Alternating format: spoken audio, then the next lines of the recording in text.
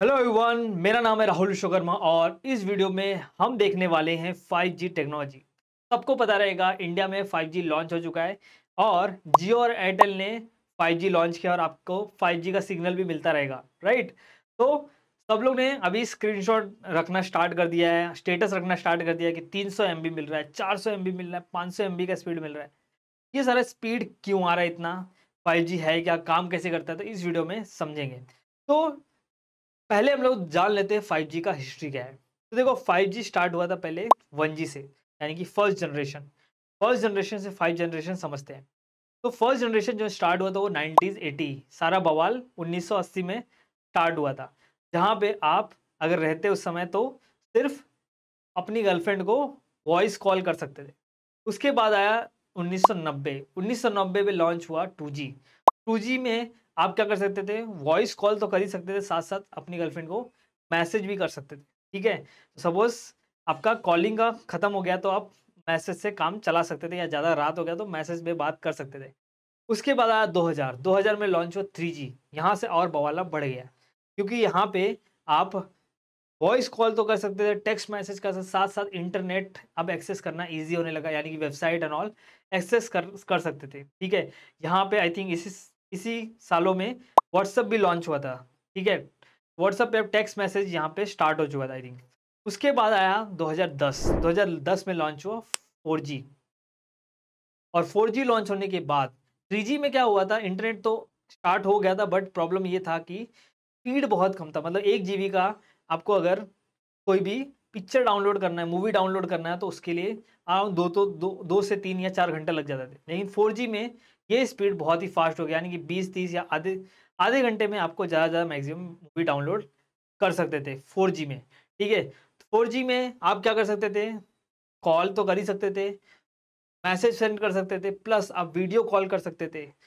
मतलब आप उसके साथ-साथ आप वीडियो भेज भी सकते थे, उसके बाद आप इमेज भेज सकते थे। ये सारी चीज़ें आप 4G में कर चुके थे स्टार्ट, यानी कि 4G में स्पीड के साथ-साथ ये सारी चीज़ें भी आ चुकी थी। ठीक है, अब 4G तो देखो अभी तक चल ही रहा था अच्छा खासा। जियो भी लॉन्च हो, जो उसके बाद जियो लॉन्च हुआ, जियो के बाद तो आपको पता ही इंडिया में क्या हुआ। तो 5G लाने का क्या मकसद था? 5G में ऐसा क्या है? तो 5G में है स्पीड, 5G में है लेस लेटेंसी। स्पीड तो आपको पता है कि ये 5G में जो स्पीड है ये क्या है, 100 गुना ज़्यादा रहेगा किससे, 4G से। ठीक है, जो 5G की स्पीड मानी जा रही है 20 Gbps तक भी जा सकती है। इसमें लेटेंसी जो रहेगा 1 मिलीसेकंड रहेगा, जो कि 4G में लेटेंसी है वो 50 टू 60 मिलीसेकंड का है। अब लेटेंसी क्या होता है? लेटेंसी यानी कि किसी वेबसाइट पे लिंक पे क्लिक करते हो, उसका जो रिस्पॉन्स आता है वेबसाइट को खुलने में जितना टाइम लगता है उसको बोलते हैं लेटेंसी। यानी कि जो आपने क्लिक किया तो एक रिक्वेस्ट गया सर्वर पे, और सर्वर से जो रिस्पॉन्स आया जब आपके ब्राउजर में जो खुलेगा, तो वो उसके बीच का जो टाइम है उसको बोलते हैं लेटेंसी। जब आप पबजी खेलते हो, किसी को गोली मारते हो, तो कभी कभी क्या होता है 4G में लैग होता है। ठीक है, तो लैग किसकी वजह से होता है? लेटेंसी, यानी कि जो लेटेंसी है इसका क्या है, बहुत ज़्यादा है। 5G में जो लेटेंसी है वो कम है, यानी कि पबजी में अब आप गोली मारोगे तो आप नहीं मरोगे, दूसरा मरेगा। ठीक है, अब ये था इसका हिस्ट्री। अब समझ लेते हैं कि 5G में स्पीड इतना क्यों आ रहा है। तो देखो, 5G में स्पीड इसलिए आ रहा है क्योंकि यहाँ पे high frequency radio signals use हो गए। अब रेडियो सिग्नल्स क्यों बोला? क्योंकि जो आप मोबाइल कम्युनिकेशन यूज़ करते हो उसमें क्या यूज़ होता है, रेडियो फ्रीक्वेंसी के सिग्नल यूज़ होते हैं। ठीक है, तो अब देखो, आपने ये इलेक्ट्रोमैग्नेटिक स्पेक्ट्रम पहले भी देखा रहेगा। तो इलेक्ट्रोमैग्नेटिक स्पेक्ट्रम में इसमें 2 पार्ट होता है। ठीक है, 2 पार्ट में पहला जो पार्ट है यहाँ पे देखो, आयोनाइजिंग रेडिएशन। ये जो पार्ट है ना, इसमें क्या प्रॉब्लम है, इसमें ये प्रॉब्लम है कि ये इंसान के लिए, ह्यूमंस के लिए हार्मफुल होता है। ठीक है, जैसे कि आपको पता है गामा रेज, ठीक है, एक्स रेज, अल्ट्रावायलेट रेज, ये सब क्या है, इंसान के शरीर के लिए हार्मफुल होता है। ये सारे रेज से क्या हो सकता है, इंसान को कैंसर हो सकता है। आपको पता है रेडिएशन, ठीक है, न्यूक्लियर बॉम्ब फटेगा तो क्या होगा, उसमें से रेडिएशन निकलेगा, और वो रेडिएशन से सबको कैंसर होगा, बीमारियां होगी। ठीक है, उनके बहुत सारे पुश्ते क्या होंगे, उसके बहुत सारे जनरेशन खराब हो जाएंगे। ठीक है, तो ये सब किसकी वजह से होता है, रेडिएशन। ये वाली वेव्स हम लोग, ये वाला स्पेक्ट्रम यूज नहीं कर सकते, इसलिए हम लोग यूज करते हैं non ionising spectrum. Non ionising spectrum में क्या होता है, ये इंसान के लिए हार्मफुल नहीं होता है। ठीक है, तो इसके लिए यहाँ पे हम लोग यूज़ करते हैं नॉन आयोनाइजिंग स्पेक्ट्रम। ठीक है, तो यहाँ पे देखो रेडिएशन बहुत ही कम होता है, क्योंकि यहाँ पे एनर्जी कम है। जितना ज़्यादा फ्रीक्वेंसी बढ़ते जाएगा ना ये वेव्स का, उतनी ज़्यादा उसमें एनर्जी ज़्यादा आती है, इसलिए वहाँ पे यहाँ पे देखो फ्रीक्वेंसी बहुत ज़्यादा है, इसलिए यहाँ पे एनर्जी इसमें बहुत ज़्यादा है, इसलिए ये इंसान के लिए हार्मफुल होगा। यहाँ पे एनर्जी कम होती है। तो पहले देखो 4G तक कितना कितना गीगाहर्ट्ज़ का यूज़ करते थे हम लोग। यहाँ पे 4G में हम लोग 2.4 से लेकर 2.6 गीगाहर्ट्ज़ तक यूज़ करते थे फ्रीक्वेंसी, ठीक है। बट अभी 5G में स्पीड इतना क्यों आएगा, क्योंकि हम लोग यहाँ पे हाई फ्रीक्वेंसी वाला रेडियो सिग्नल यूज़ करने वाले हैं, ठीक है। यहाँ पे 3.4 से लेके 66 गीगाहर्ट्ज़ फ्रीक्वेंसी वाला रेडियो सिग्नल यूज़ करने वाले। देखो, जितना ज़्यादा फ्रीक्वेंसी उतना ज़्यादा तुम डेटा भेज सकते हो, इसलिए यहाँ पे आपका जो 5G का स्पीड रहेगा ना वो ज़्यादा रहेगा, क्योंकि यहाँ पे फ्रीक्वेंसी ज़्यादा है।